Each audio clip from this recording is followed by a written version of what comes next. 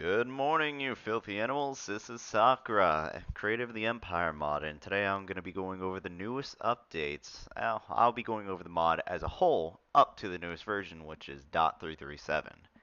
Now, it's been quite a while since the last updates, and there's been lots of changes, especially visual, so it's been due time for me to make this video. Uh, well, to start, if you're unfamiliar with what Empire is a mod for Rimworld that lets you make basically like NPC colonies. They aren't colonies you can directly control, but you can assign them to produce certain goods, to use their militaries for tasks, and etc. etc. Now, to start, you have the Settlements tab at the bottom right. You click that.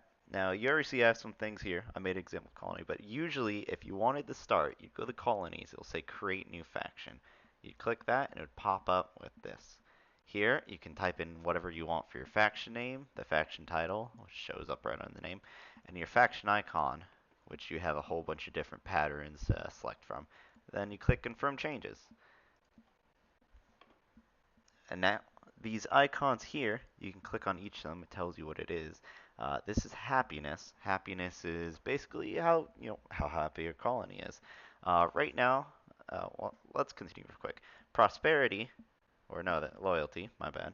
Loyalty, unrest, and then prosperity. Uh, happiness, happiness, loyalty, and unrest aren't used as of this update for anything, as that will be future updates. So you can kind of just ignore those from now. But there are things that affect them, but they don't have any actual use right now. Prosperity, though, which the description's fucked up, so I gotta fix that. I'm pretty sure I was like that the last video too, and I never did. So, oh well. But prosperity directly links to the amount of income you get from your settlement. So if my prosperity is at 93% and I'm only going to receive 93% of my income from settlements, and we'll go more into that later. At the bottom here, you can see total production. You can click each of these icons. It tells you what kind of production it is. We have food, weapons, apparel, animals, logging, mining, research, power, and medicine. We'll go all of that later. The estimated profit, which you'll get per tax cycle, which one tax cycle is every 5 days in game, and this tells you when that tax cycle will happen. Now, one of the first things you want to do when you create your faction is go to policies and traits here. You have tax laws, social policy, military policy, and 3 different faction traits you can pick. They all have no cost right now, so pretty much you go in here. So for tax policy, you don't have to select one of these. Technically, the default tax policy is to have neither of these. So, but you can click on them, read what they do. Basically, exactly the same. Minimize taxation, heavy taxation. Regulars just not having one. Social policy, you click in these, they each do different things, which uh, I would suggest grabbing policies that have to do with military. So this one adds +1 military level in settlements, and they take a full tax cycle to enact. And then here, heavy conscription gives +2 military levels in each settlement. So your settlements will get attacked. So it's usually, unless you already have a lot of money and can build up a strong military fast, it's good to use your policies to increase your military level. These faction traits each have different effects. Combat efficiency makes your units, well, exactly that. They basically roll better in combat, which combat is just because you have a higher level. Like, let's say your town has a level 7 military level and they're being attacked by level 3, doesn't mean you'll win. You can lose that. It's all based on dice rolls, essentially, and who's left standing. Uh, but you go see what kind of traits you want, how they affect things, enact them, take a week.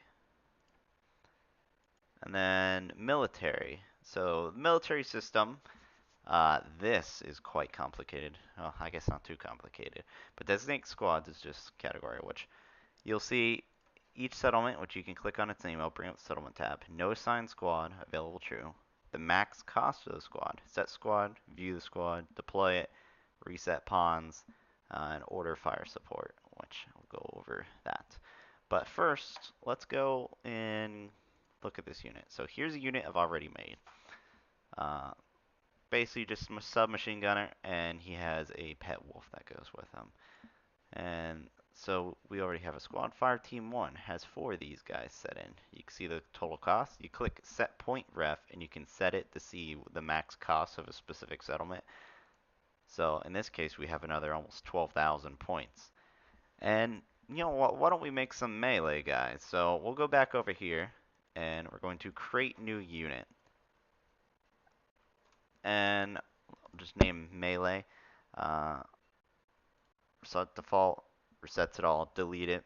Yeah, roll new pawn. So this isn't the exact pawn that's gonna come out when you order the squad. This is just as a reference. And as you see, like these all look the same, but it's gonna be 4 different pawns when you actually call it. So for this one, basically each of these you click on it, and whatever based off your research and your factions tech level, depends basically on what you can equip onto them. As you can see here, I can't put anything in the belt and the chest slot, but if I research things that include those categories, I'll be able to. Animals, though, pretty much any animal, genetic rim and stuff like that, though, you can't select them. So we're just gonna make a quick little guy. So yeah, Gladius, and you can select what it's made out of. And we're just gonna throw some stuff on this guy. Nothing too fancy. You see all the costs here. Stack up, total equipment cost. Now these right now don't do anything, so you can ignore these. Now if you have mods that add other races, let's say robots, elves, dwarves, you click change race, and the cost of each race is included here. So if you click orc or something, it's going to show up as an orc, and when they actually get called down, they're going to be orcs. So here it's going to show cost 0, but then after you put down the first one, it corrects it. Just a little bug. And we'll just put those guys down. We still have plenty of points left, but we're not going to worry about that. So here we're going to do set squad. They've been assigned. Now there's different things you can do here. So fire support, which I'll show that. Yeah, actually I'll show that a little bit later. Actually, I'll show you now. So fire support, you have to build a. It's one of these buildings. So fire support, you have to build a specific building, this one right here, artillery outpost, and then you can call in fire support. Cost 3,000, decent little amount, and it's kind of another bug. You kind of can't really see the circle well, but it's a pretty big damn circle. So let's call this over here so I can show you what it looks like. I'm just gonna speed it up. Pretty much you order this on something, it's gonna decimate the whole area. You can see other buildings here, but we'll go into that a bit later. So fire support, reset pawns, that's pretty much once, like if your pawns are bugged, you just click that. And it, not just bugged, but let's say you have 12 pawns that, let's deploy them. So when you deploy them, they're going to come down shortly afterwards. What you see here, you have all the different types of pawns. Some are those melee guys we have, and some are the gunners. The gunners are the one with the helmets. They're going to come down, and now I do know there's some mods that kind of bug it out, and they'll attack whatever's on screen, then they'll walk away. But what you do up here, select deployed squad. Whatever squads you have deployed, you'll be able to give them orders. So this one, move, attack, leave. It's pretty basic stuff. So you have a siege or something, and you need them in a specific position. You can tell them to do that. You click attack, they're going to look for anything on the map that they can attack that are actively hostile, and if there's nothing there, they're just going to walk off the map, which we can tell them to leave. So they're going to go off and do their own thing now. Now, when you first get into the game, I believe there's I think it's like a 2-week tax period, so like 10 days, I think, where you can't be attacked by enemy forces. Your settlements can't be attacked by enemy forces. That way you have a little bit of time to build up your military. And that's really the basics of no, that button doesn't do anything yet. That's really the basics of the whole military system. However, there is more. So you see these right here, settlements on my map, they have the same icon. I believe, yeah, I only have those two. But let's say I wanted to attack these guys. using my settlements, uh, I can either capture the settlement or raid it. If you capture it and you beat them, it becomes a settlement under your command, and so it will show up under here. And based on the tech level of the person that you attacked and took their settlement of, depends on, well, based off that depends on like what level the settlement is. Raid settlement, they will pretty much loot the settlement for any number of items. Um, but when you attack them, capture settlement, it'll tell you which military is available, which ones aren't. Uh, so I can just send those guys. And oh, they now don't like me. Now, if we go here, events, you see there's a couple events going on there. Military cooldown, that's basically until when I can use that first squad again. And then capture enemy settlement, which is what that second squad's trying to do against these guys. Ignoring that for a minute. Alright, actually, let's skip a day. Commit time 1 day. Capture settlement. Oh, they took it. Yeah, due to it being a tribal, it's just a tier 1 settlement, and they are not very happy. Prosperity lower, all this is very lowered. Now, once unrest and all that's actually used, this is going to do a lot more, and it's going to be an issue for you. But let's move on. Here, actions. Text delivery map, set capital. Basically, for text for these, let's go into so your taxes, you can get silver and tithes, basically items in return instead of taxes. Now to receive those, you take a tax spot and you put it down. You just put it on the map. Basically, a little designator, it's going to say where they go. Now for your tax delivery map, you go to wherever you want your taxes set. So you can have these on different maps.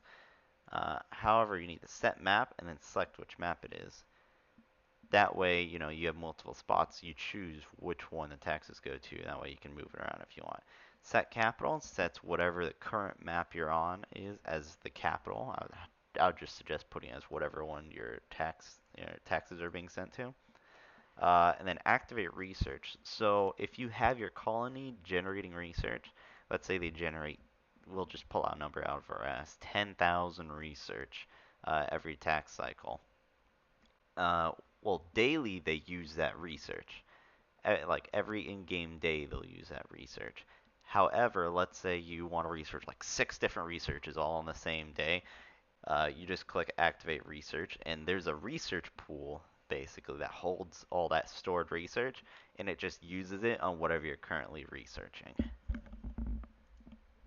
Now to the colony tab. First thing you'd usually use is to create new colony, which, as I said before, it'll say create new faction before you even make your faction. So the big thing to look at here is the right side. So it'll tell you the travel time to get anywhere. So basically how long it's going to take to settle that colony.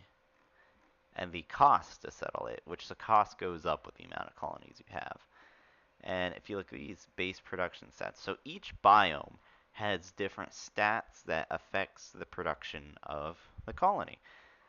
So looking at grassland, so you have, again, you can click all these, see what type it is if you don't recognize the icon.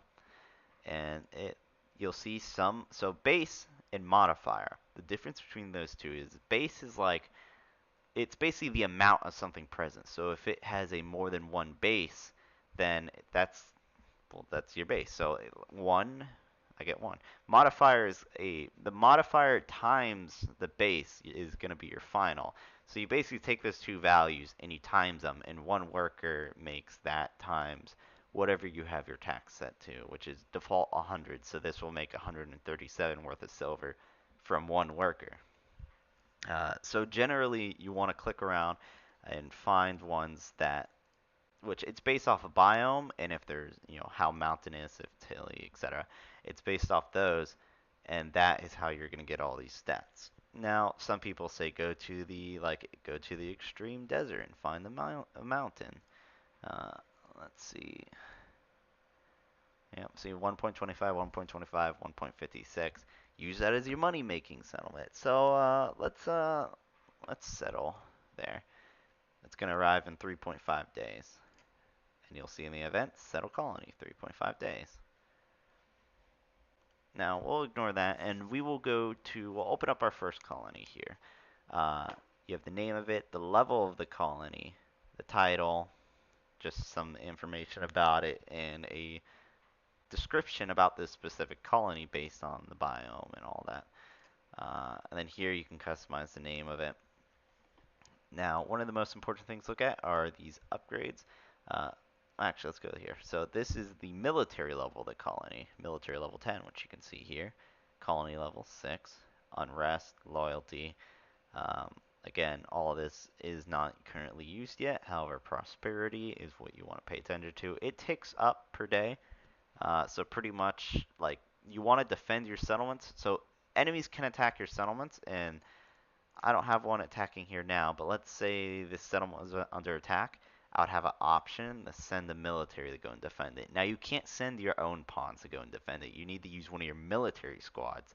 So it's generally a good idea to always have an open military squad. That way they can defend your other settlements. And we'll go back here. And then, so here, this is the building upgrades. These are locked upgrades, which you unlock more room for upgrades as the colony level goes up. So you see this level 1, only 3 available. Level 2, 4, level 6, you have 6.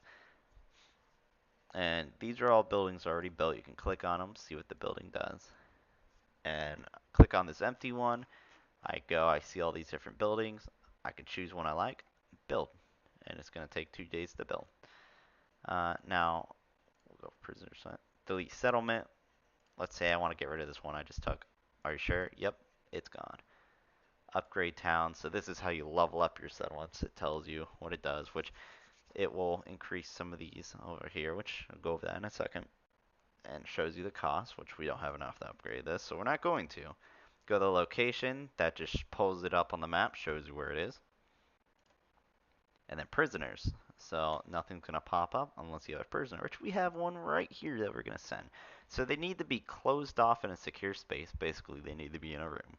And you click send to settlement, and you can choose which one to send them to. So we're going to send them to our higher level one. Now if we go there, we go to prisoners. Boom, we can see them. View info, actions. We can sell the pawn, so we can immediately get money to sell this pawn. It'll come with the next bill. And then we can return them here. And then workload. So this is the big thing. So workload, a standard workload, so light workload adds 1 to worker hard cap, and then the more intense it is, it adds to the soft cap, which I'll explain the difference between those right after this. But the more you work them, the more health they lose, and then you need to put them on light to increase your health again, or you could just work them to death. That's fine too. Now, soft cap and hard cap. That's this right here, assigned workers. So the first number is the amount you have assigned. So if I add more, it goes up. If I remove more, it goes down. And then this middle number is the soft cap. So the soft cap, if you look at cost per worker, it stays the same. However, once you go over that soft cap, each worker costs more altogether. So instead of costing only 105 each, they now cost 110 each for all 19 of these workers. And then 24 is the hard cap, which is the maximum number of workers you can have. So generally, when you produce things, you want to keep it below or equal to the soft cap, because once you go above that, the prices start to increase. Not unless you have so much money you do not care. Now you see here, total income, total profit, upkeep, which a lot of that upkeep is from these buildings, which you click on the buildings, they'll tell you which ones, 300 silver per tax period upkeep.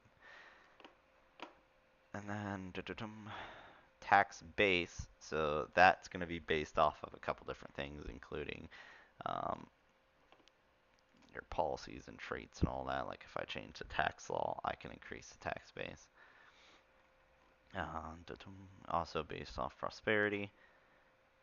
And then here you have all of these, which you'll need to scroll to see them all.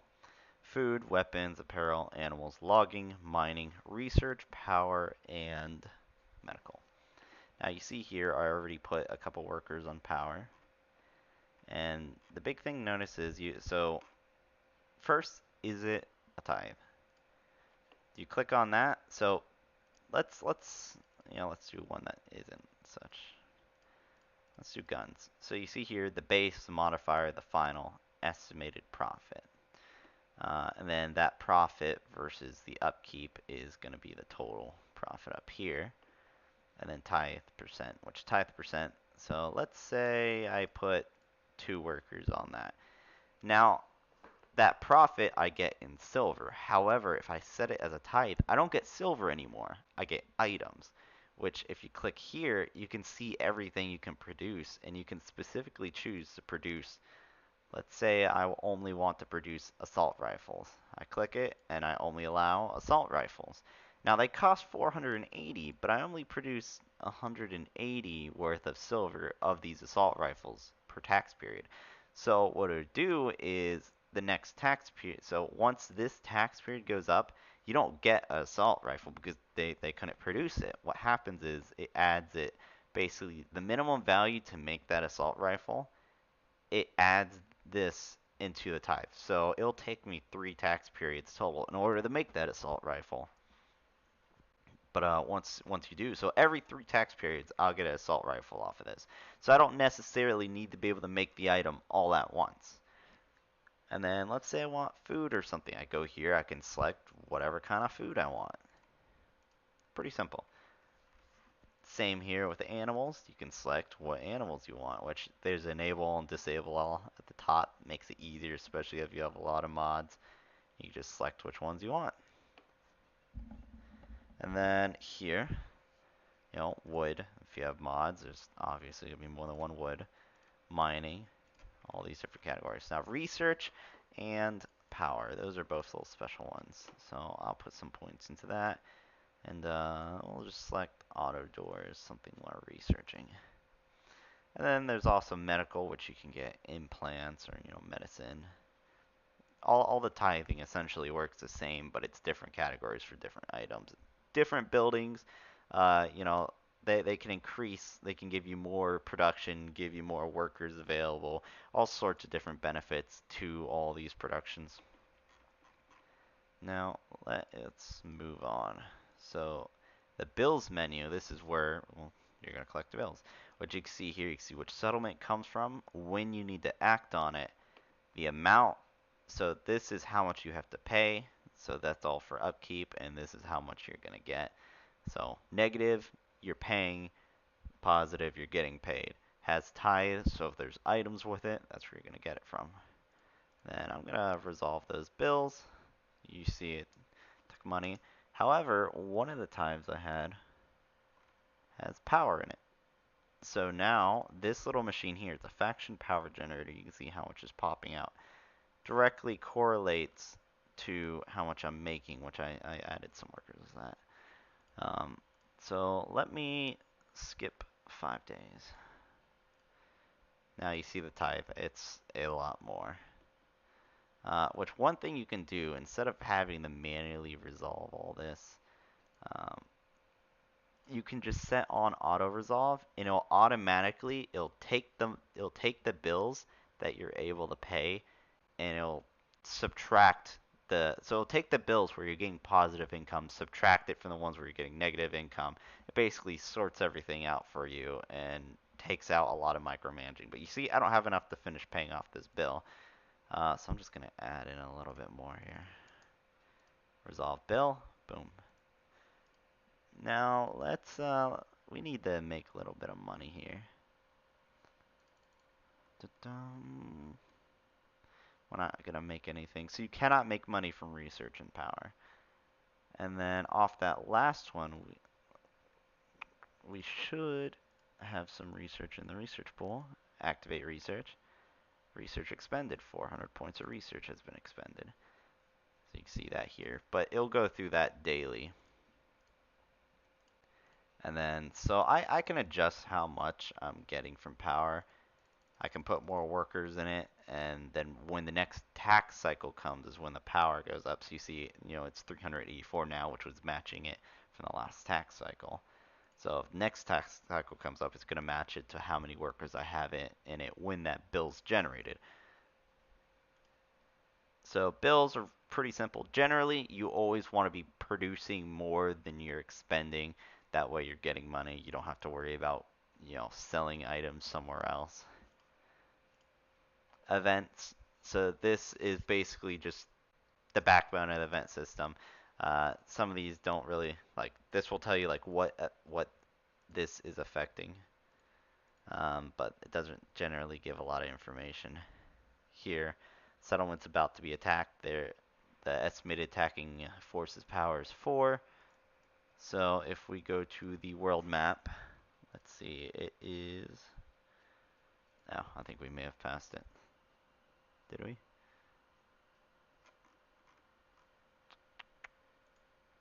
No, no, this one. Here we go. Defend settlement, which right now it's using its own military force, which is military level 4. So you can only have one defending at a time. But we can set it this one, available true, so that means we can use them, and we send the military or a bigger town over there to help them out. And that's Empire for you. There's a lot of systems that interact together, but generally you make settlements, you expand, you can use your militaries, or you can use them to produce items, more money. And it's a pretty big cost sink, but you get a lot out of it later on. It's by no means balanced. Like once you start making a lot of money, like one settlement's making like 20,000 per tax period, which is way later, but it is possible. People posted it in the Discord. Uh, no one's saying it's balanced, and being able to call in military units, which are expendable, again, not balanced. I do not provide tech support in the comments, so don't post anything down there expecting for me to be like give support there. If you have issues, the best place to go is to go to the Discord link down in the description. Now, that's also the best place for any sort of general questions that don't rely on tech support. We have a pretty good community there and some nice people that can help you out if you have issues. Now, if you guys would like to like, subscribe, whatever the fuck, go ahead, do it. It's probably going to be a long time before I make another video. But if you wanted to, it's there. Alrighty, so have a wonderful day, you filthy animals.